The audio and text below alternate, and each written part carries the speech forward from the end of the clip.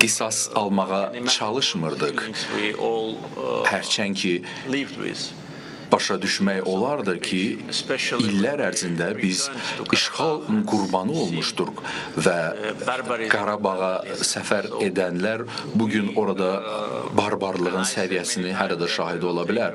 Ona görə də mən hesab edirdim ki, biz döyüş meydanında qisas alacağıq və döyüş meydanından kənarda normal insan davranışına və müharibə qaydalarına zidd olan heç bir əməl törətməyəcəyik.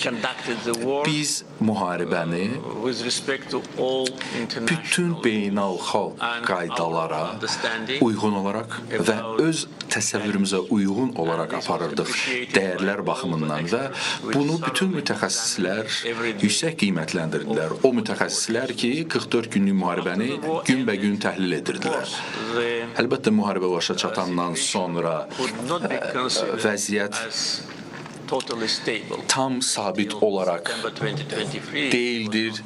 2023-cü ilin sentyabrına qədər hələ də itkilərimiz olurdu və təəssüf olsun ki, Ermənistan və onun arxasında duran xarici dairələr onlara pis tövsiyələr verirdilər.